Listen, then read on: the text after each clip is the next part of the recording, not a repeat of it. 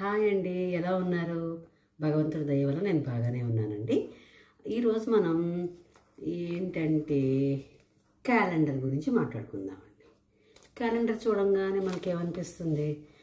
ఈ ఏడాదిలో వచ్చిన పండుగలు లేకపోతే పుట్టినరోజులు ఇవే మార్క్ చేసుకుంటూ ఉంటాం ఇన్ జనరల్. లేదంటే కొంతమంది పద్దుకు యూజ్ చేసుకుంటారు, కొంతమంది మిల్క్ ప్యాకెట్స్ అలా ఏదో ఒకటి రాసుకుంటుంటారు. కానీ నేను దేనికి యూజ్ చేసుకుంటానో తెలుసా అండి? అదేనండి, మా కార్పొరేట్ కంపెనీస్ వర్క్ చేసే ఎంప్లాయీస్ అందరూ దేనికి యూజ్ చేసుకుంటారో తెలుసా అండి?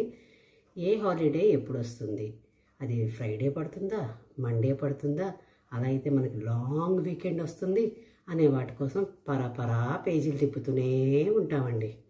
బేసికల్గా ఏ పండగైనా ఆదివారం పడింది అనుకోండి, అబ్బబ్బబ్బబ్బా మరి మాకు ఇంకా టార్చరేనండి. ఉన్న ఒక్క సెలవు పోయిందే అని బాధ.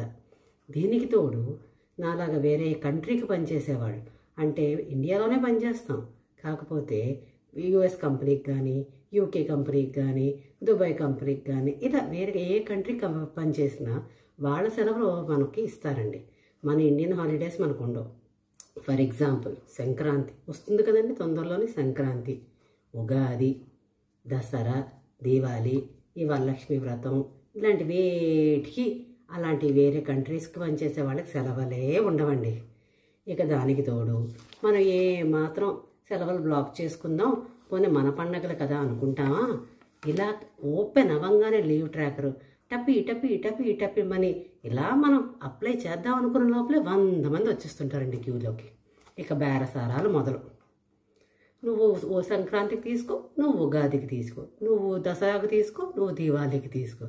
ఏమిటండి మనకి బాధ? అలాగని మానేయలేము, పండగలు చేసుకోకుండా ఉండలేము, ఉద్యోగాలు మానేయలేము, ఎక్కడికి గోల.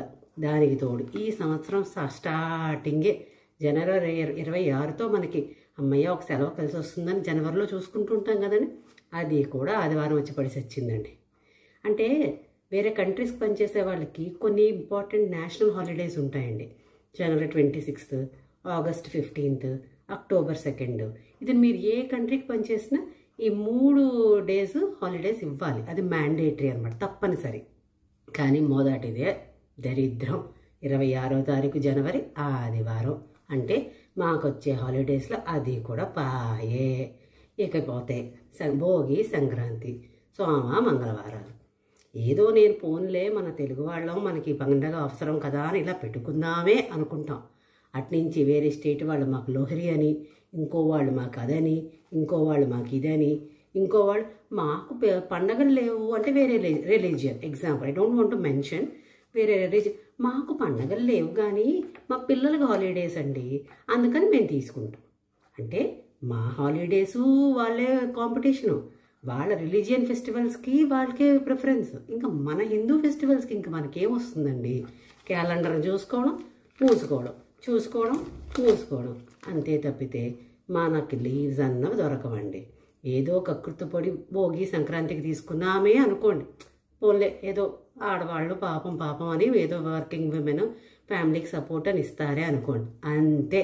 మారు ఇంకో పండగకి ఇవ్వరు. ఏడాది మొత్తం ఉగాది నాడు వర్కే, ఇంకా దీవాళీ వర్క్, దసరా వర్క్, మరి చెప్పకండి ప్రతి పండగకి వర్క్. అంటే మా కార్పొరేట్ లైఫ్ వాళ్ళకి, వేరే కంట్రీ పనిచేసే వాళ్ళకి ఏదో ఒక పండగకే సెలవండి. పాపం ఏదో మేనేజర్ మంచివాడు అయ్యాడు అనుకోండి, అడ్జస్ట్మెంట్ చేస్తాడు. ఏ మురికిష్టి మేనేజరో వచ్చాడు అనుకోండి, నా సామి రంగా ఇంట్లో మొగుళ్ళకి సర్ది చెప్పలేము, పిల్లలకి సర్ది చెప్పలేము, వాళ్ళకి పని చేయలేము, మనం పని చేసుకోలేము. ఇలా జరుగుతుందండి మన కార్పొరేట్ లైఫ్లో. ఎనీవేస్, మీరు ఇలాంటి బాధితులు అయితే చిన్న కమెంట్ చేయండి. బాయ్.